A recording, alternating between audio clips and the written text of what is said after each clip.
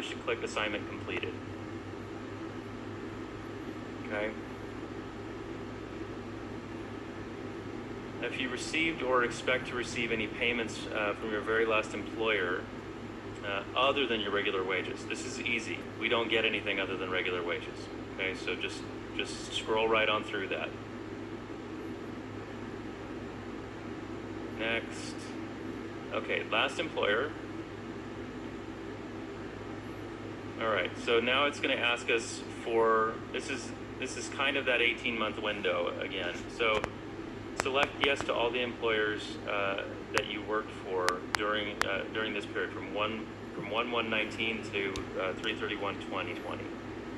Okay, let's just say that we worked only for State Center Community College District. You notice how this update thing showed up? That's what we're going to do next. And this is why it says incomplete. So we'll say no to Fresno State, so it transitions that to non-applicable. But now we need to click update, okay? And what it's going to do now, this is where you need your income. How much money that you've made over the last 18 months with this particular employer. Okay, so the first day that you worked for this employer, let's assume that this was your first job, okay? Which means that your first day was probably August 5th or so. Might have been a little bit later than that, but let's say that. Okay, so August 5th, and it was 2019. Sorry, I just jumped into the future there. Okay, and then the last day that you worked would have been 05. Oh, and by the way, you have to put the O's. You have to put the zeros, otherwise it'll kick you back. Okay, did you work full-time or part-time? We're gonna say part-time. How much did you earn per hour? I don't know what you guys make. Let's say, what is it, about $12? Yeah. Sounds about right? Okay, so $12 an hour. Yeah, that's the minimum. Okay. And then if you had 19 hours a week, what is that? Oh gosh, you want math? Wait, someone do math. Who's smart in here? You're all We're all tutors. English tutors. Oh, that's Were right. they? And I can let's do the math. I can almost do it in my head, but I've been on Zoom all day, so Let's see, I'm gonna do it right now. 12 times. yeah, 228. There we go. Got it, 228. Yeah. Okay, so 228. So it's 19 hours a week, right? So it's 228 a week. Now, this is the hardest part of filing for unemployment, and it's because of how they break the dates up. So they break these things up into quarters. So 3-month periods, which is really confusing. Okay, so they're going to want to know how much that you've made from the date that hasn't even happened yet, 6/30/2020, back to April 1st, and so on, all the way for the last 18 months. Okay, so this is where you need your wages, and you go to WebAdvisor and you click on your paychecks, and you'll be able to tell when the pay date went through. For almost all of your paychecks, it should be the 10th of every month. There might have been a few exceptions here and there, but you need to go all the way back to January 1st of 19. Now, if you didn't work, like I said, if this was your first job and you started in August of 19, then it's easy. You just put 0 in those last couple of fields. Okay, so let's see, $200, let's say, $200 over a quarter is going to be 12 weeks, right? So 12 weeks times 12, or 12 weeks times 200 is $2,400. So let's just say that we've made $2,400 each quarter. Well, actually, it's going to be less this quarter, right? Because we're only halfway through it. So let's say 1,600, 2,400, 2,400, 400. Actually, it's probably going to be less in the summertime, right? So we'll say 1,800 and 2,400. Everybody following me? It is very important, very, very important that you put down the exact amounts. Yeah, I'm just estimating here for speed, right? but it's very, very important. So what you probably want to do when you're filing is obviously have the web advisor open on another tab, but then have an Excel sheet open so that you can tally everything up, okay, so that you can add everything quickly and easily. The reason it's important to know exactly how much you made is that if you underestimate that, then your benefit is going to get cut, right? They'll pay you less because the employer pays into unemployment based on how much you earn. That's how it works. And if you overestimate and they double check it, you have to pay that back to the government. Okay, so it's important for you to be accurate. One thing that you should always know about the government going forward into your adult lives, they get their money one way or another. Okay, so you previously stated, previously provided State Center Community College District as your last employer. If you worked for them, hang on.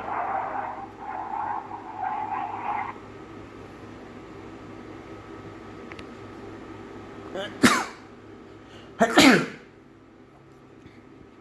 must be a plane going overhead. Because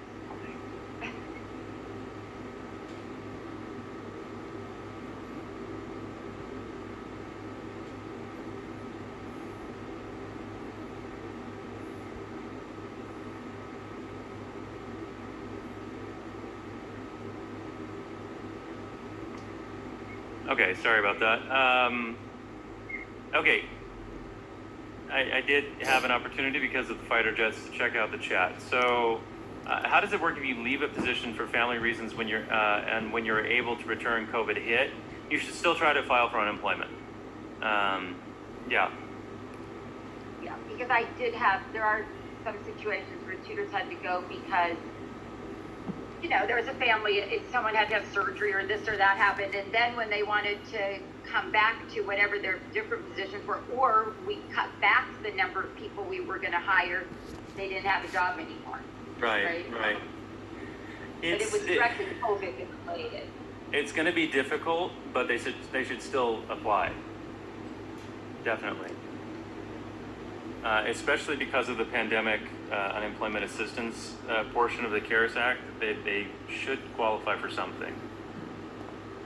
Okay, so here we come back again, right, to that main screen with all of our employers listed. Notice now State Center Community College District says complete, so that's great. If you work for anybody else, you're going to add the employer. If not, we're going to scroll down. Did you work for any employers not listed above? No, we didn't. Which did you work for the longest? State Center Community College District does not fit in these bars, so just do SCCD. How long did you work for that employer? Let's say a year. And 0 months. Select the industry that best describes this type of employer. This is another place that they kind of trip you up. Okay, so we are a school district. Even though we're a college, we still fall under the school district. So city, county, school district, special district. Okay, and then what type of business did that employer operate? So we're going to click on this add business type. Okay, business category is going to be, and this is a weird one. Okay, technically we are a service. So we're going to click services. And the only way that you find that out is by clicking through every stinking one and figuring out, oh, I didn't realize that we were a service. I guess we are. Anyway, education. Okay, and then we'll hit save. Okay, and it's going to bring us back to the page. Okay, now what kind of work did you do? We'll add work type. It should come up if you just put in tutor. You want to be fairly vague about this, okay? You don't want to say writing center tutor. You want to just say tutor, Okay, so because here's what happens, right? If somebody puts in teacher, you get a ton of different things, obviously, right? And that's just the first page, right? So you want to be specific when you click on here, right? But fortunately for you guys, there's only a couple of options.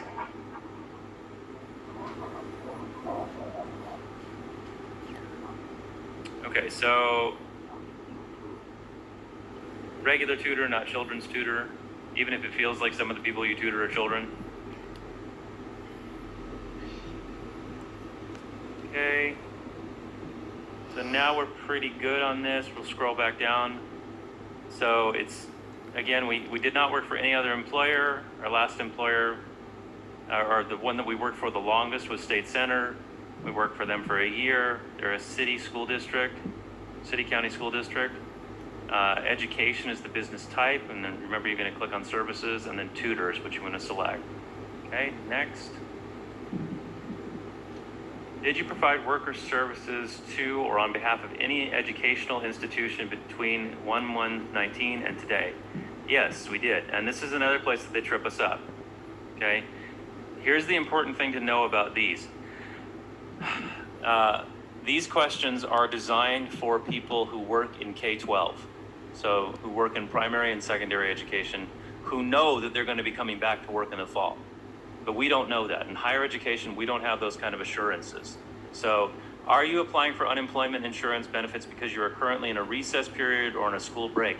See, it sounds like you should say yes, right? Because we're on summer break. Say no. That is not the reason that you lost your job.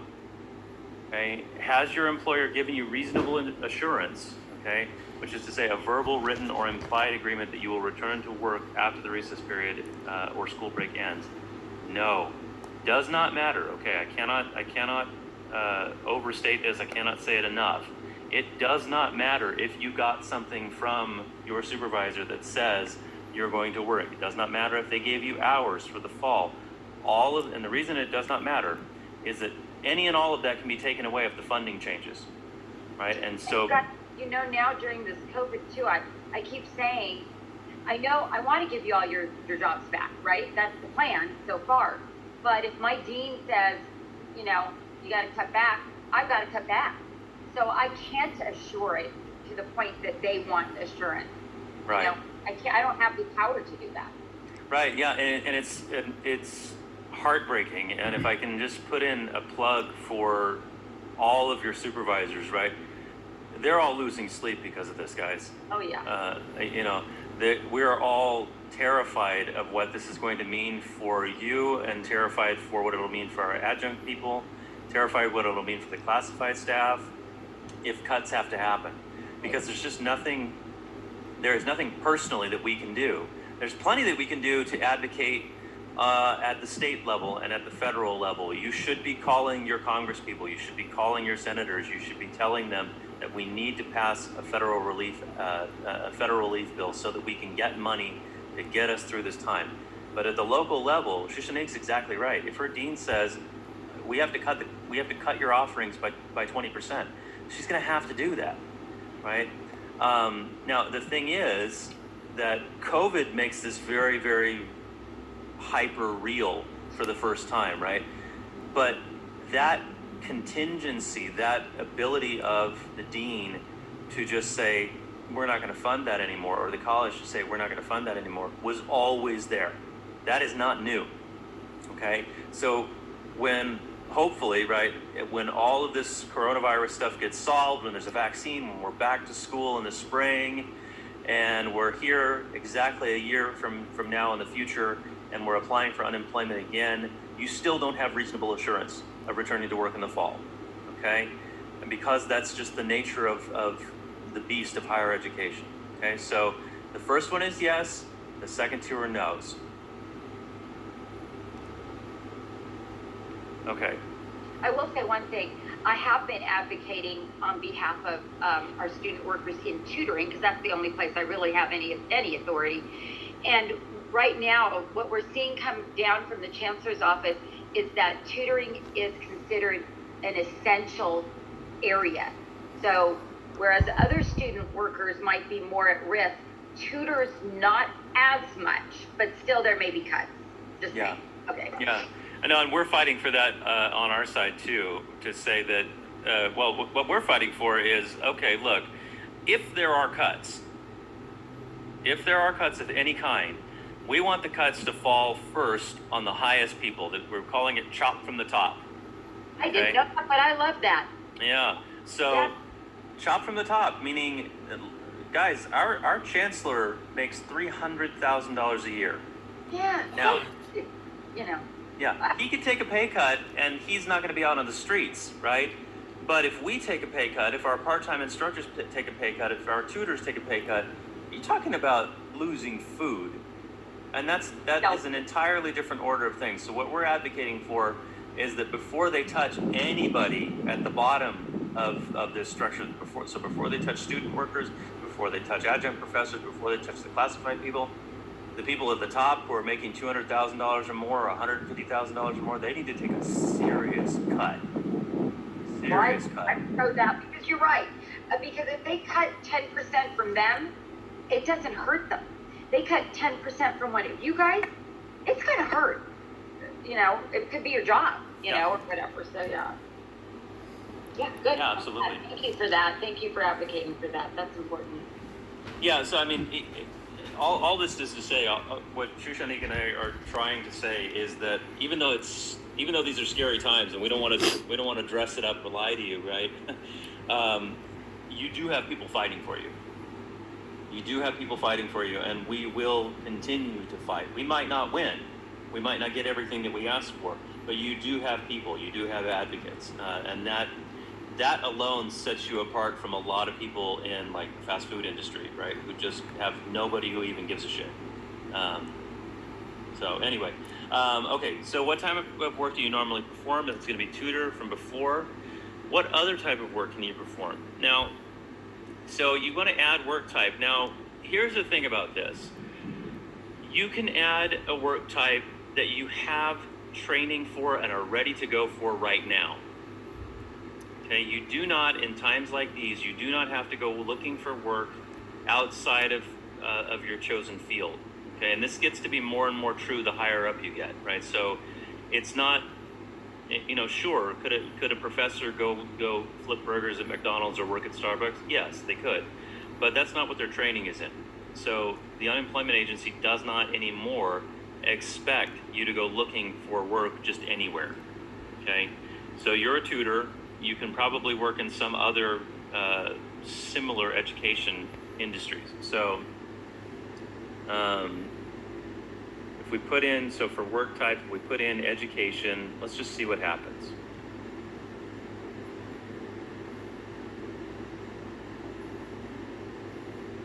Okay, there's going to get all kinds of stuff. Maybe you know Braille. That would be fun.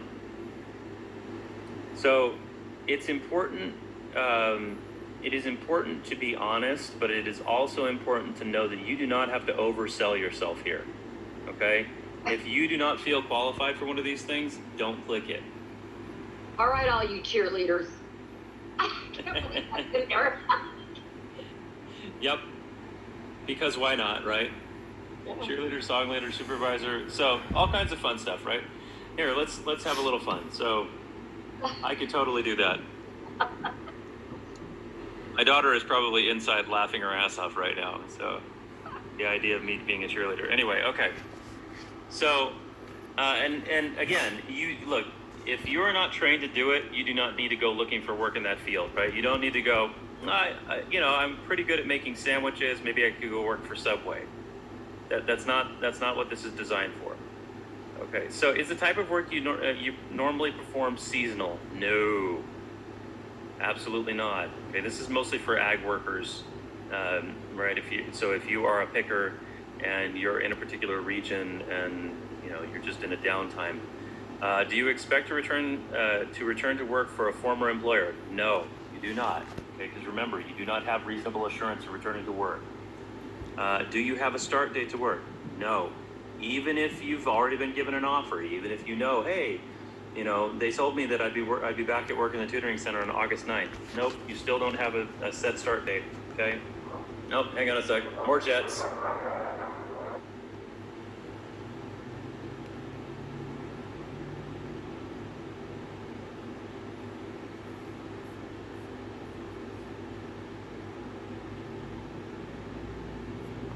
Okay, it might be okay. They usually take off in twos. All right, number 6 is important. Are you ready and willing to accept work that matches your work skills and educational background? Yes. In order to get unemployment, you have to be ready and able to accept work. Okay. That doesn't mean that you have to accept everything that comes your way, but you do have to be able and available. Are you currently self-employed? Let's say no, but if you are, it's going to pop up with other questions, right? So you can say, you know, I make cupcakes, right? And then are you willing to modify or abandon your self-employment to accept full-time work? Then you'll have to click yes, okay? Because you need to, for unemployment to work, you need to be able to accept employment from an employer that pays into unemployment. Self-employed people don't pay into it unless they've got people underneath them. Okay, so let's say that we're not making cupcakes. Okay, so no. Are you a member of a union or trade, a non-union trade association? So, Shushanik and Jennifer and I are, but as for right now, you guys are not unionized labor. That could and should change, in my opinion. But so right now, yeah, you need a union.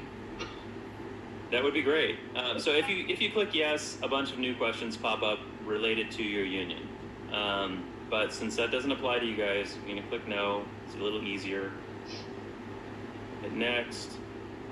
Oh, see, I told you to take off in twos.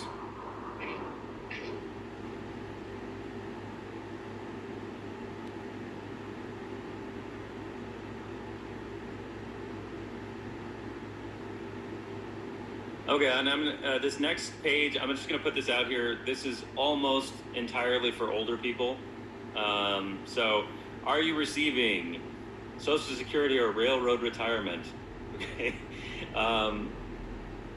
or a pension? All right. So I don't know why the railroad is in here, or I didn't know why, and then somebody told me they have a serious retirement plan. Like they have one of the best retirement plans. So. Or drop out of school and join the railroad. Yeah, right? I mean, just, be like a friggin' hobo or something like that, ride the rails and get really good retirement. I had no idea. It's not exactly a career path that is pitched very often, right? You want to go work on a train? No, not the Amtrak. No, one of the big ones. Okay, so let's say no. Are you receiving or do you expect to receive workers' compensation? So that's if you got injured on the job. That's probably a no. Are you currently attending or do you have a scheduled start date to attend school or training? Okay, this is specific to you guys and this actually could apply. So if you have a scheduled start date, you need to click yes, which means if you know that you're coming back to school in the fall, okay, you need to put in that first day of the semester, which I think is going to be August 9th or 10th. I think it's the 9th. Okay? When you go back to school, I don't know why this is. It's part of the law, and I don't really like it. But when you go back to school, you can't collect unemployment. Okay? The same thing will go if you are starting a summer school session in like on the 22nd. Okay? I think actually, let me correct that. Summer school is a little bit different. So, but when you know that you're going to go back to school in the fall semester, you need to click yes and put in the date. So I want to say it's the 9th. And then the end date, that's also going to be on WebAdvisor if you just check your classes, but it's going to be something, obviously somewhere along the lines of this. School name, Fresno City College.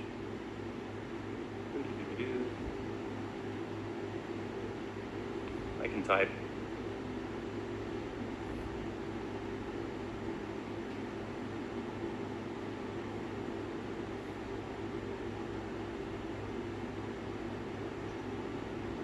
Okay.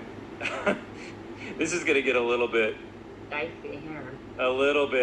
problematic. What you can do is based on how many units you're going to be taking. So I don't know if anybody's actually explained this to you, but the amount of units that you take directly correspond to how many hours you're in the classroom in a week.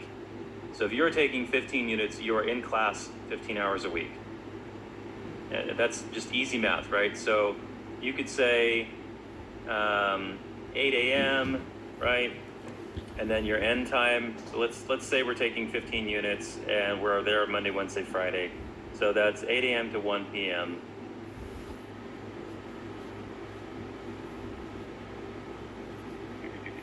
Same thing. This is really weird because most of our classes are online. Mm-hmm. Just have to pick blocks of time. Yeah. Right, and that's actually why it's going to be important for you to understand the unit calculation, right? So if you're taking 18 units, you're technically in class, even though you're not online, right? You're technically in class 18 hours a week.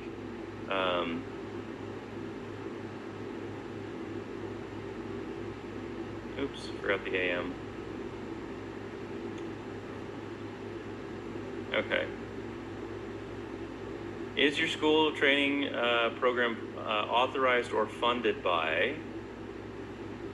Okay, so this is if you are getting some kind of, this usually has to do with a training that you're being sent to by your job. Okay, so one of these might be relevant, right? So let's say that you went to a tutorial training in July, right?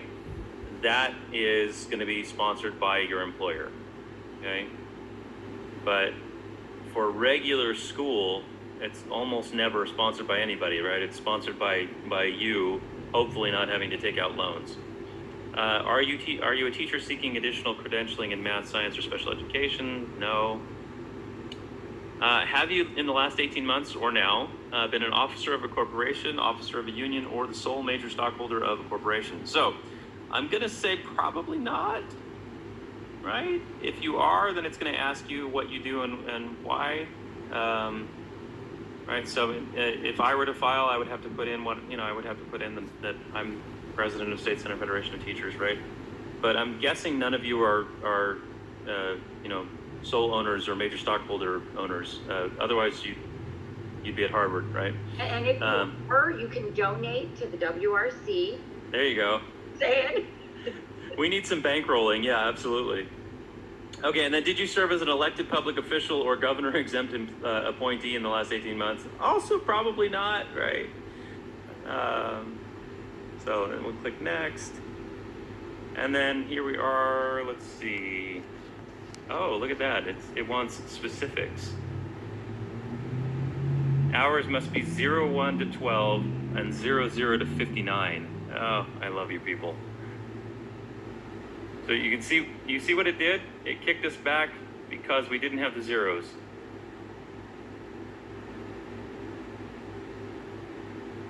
You know, you just have to know that whoever programmed this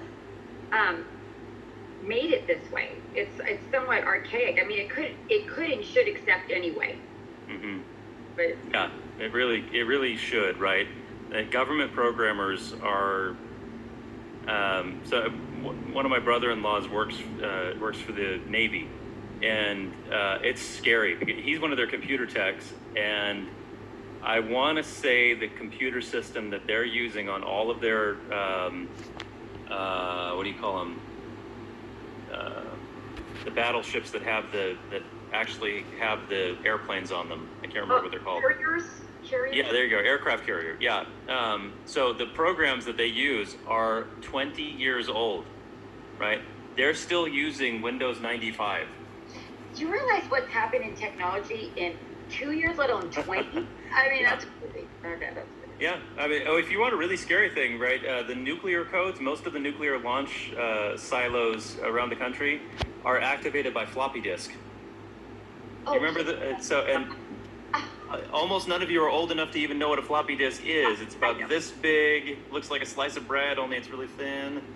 Yeah, that's controlling the nukes. Anyway, last question, I think, is, are you unemployed as a direct result of a recent disaster? Okay, so if you are, now, and this could apply to, Shushanik, this could apply to your student who had to leave because, a family member got sick or whatever it was, right?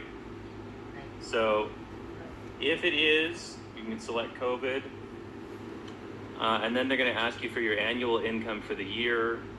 And this includes everything. It's not just for Fresno City, right? But so let's say that you made I don't know, $18,000 in a year.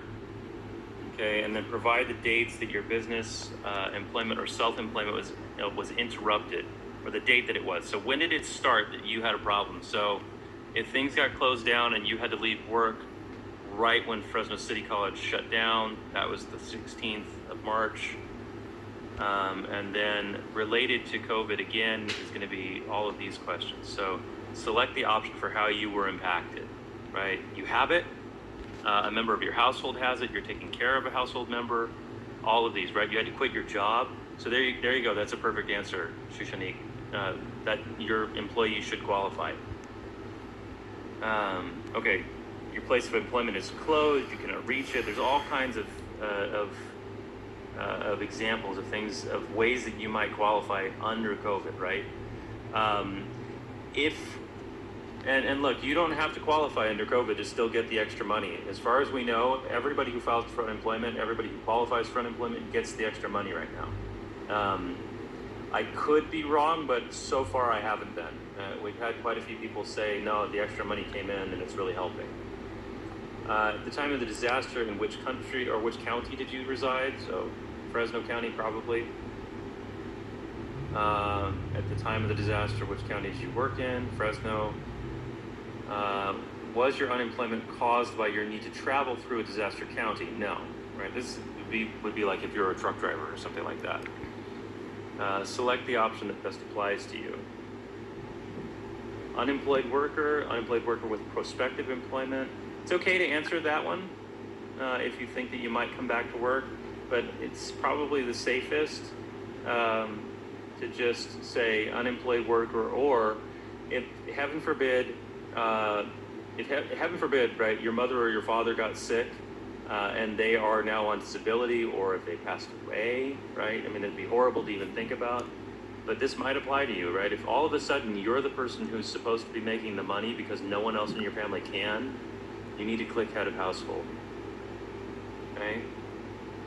How many hours did you work prior to the disaster? So that's going to be the same as 19. Quick question. If you Yes. are, adult, 20, and whatever, and you are the head of your household, so because it's only you, I mean, then you don't need to click that because it's assumed that you're the head of your household. Right. If you have family. Right. No, so it is to do with if you're working, or if you're